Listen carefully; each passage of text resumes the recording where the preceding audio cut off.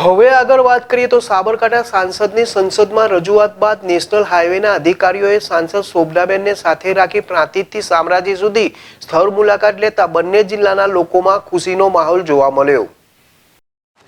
થોડાક દિવસ અગાઉ સાબરકાંઠા અરવલ્લી સંસદ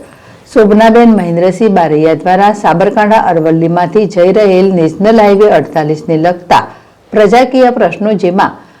જ્યાં અંડરપાસની ખાસ જરૂરિયાત હોય તેવી જગ્યાઓની નામજોગ રજૂઆત કરતા જેઓ કે પ્રાંતિજના રસુલપુર, હિંમતનગર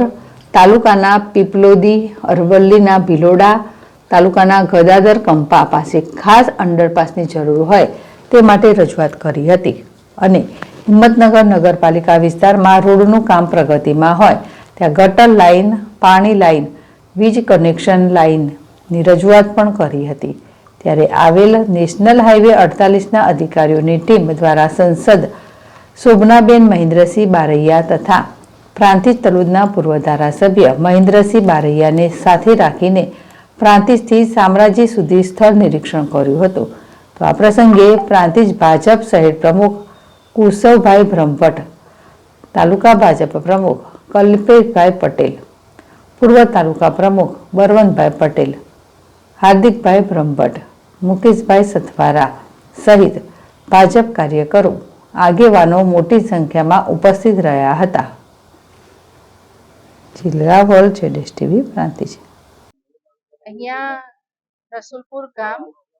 જ્યાં આગળ અમે અંડરપાસની માગણી કરી હતી, કારણ કે અહીંયાથી લગભગ 7-8 હજાર માણસોની અવર જવર રહેતી હોય છે। તમામ ખેડૂતો આગેવાનોના પણ ખેતરો આ બાજુ છે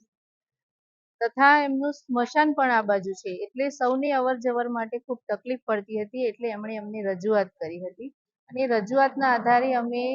એ નેશનલ હાઈવેના અધિકારીઓ સાથે અહીંયા સ્થળ મુલાકાત માટે આવ્યા હતા અને સ્થળ મુલાકાત કરીને ગ્રામજનોએ, આગેવાનોએ બધાએ ભેગા મળીને અમે વાત મૂકી છે કે આ એમની જે સમસ્યા છે એ દૂર થાય અને અહીંયા એક અંડરપાસ મંજૂર થાય તો ખેડૂતોને અને આમ જનતાને પણ જે મુશ્કેલી પડે છે એ ના પડે।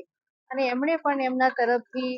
નિરીક્ષણ કર્યું છે અને જેમ બને તેમ આ કાર્ય થાય એના માટેની બાંહેધરી પણ આપી છે।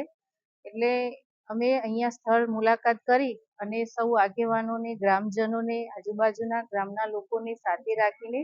આ સ્થળ નિરીક્ષણ કરીને અમે જોયું છે કે ખરેખર અહીંયા અંડરપાસની જરૂર છે જ અને અધિકારીઓએ પણ અહીંયા નિરીક્ષણ કરી અને જલ્દીથી આ અંડરપાસ મંજૂર થાય એવી કામગીરી કરે એવી અમારી એમને સૂચના પણ આપી છે અને મને આશા છે કે અંડરપાસ થાય તો આ ખેડૂતોને અને જનતાને જે મુશ્કેલી પડે છે ના પડે। પ્રાંતિજ હાઈવે 3 રસ્તા પર સર્વિસ રોડની સમસ્યા હતી। એ સર્વિસ રોડ પણ જે પ્રમાણે જનતાએ માંગ કરી હતી એ પ્રમાણેનો રોડ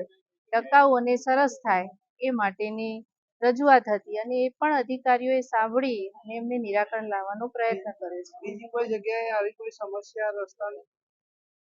બીજી કોઈ સમસ્યા હશે અમારા ધ્યાને આવશે તો અમે પણ ગ્રામજનોને અને અધિકારીઓને સાથે લઈ અને નિરીક્ષણ કરીશું અને જોઈ લઈશું કે જેમ બને તેમ જનતાને તકલીફ ન પડે એ રીતના કામ થાય એવી અમે એમને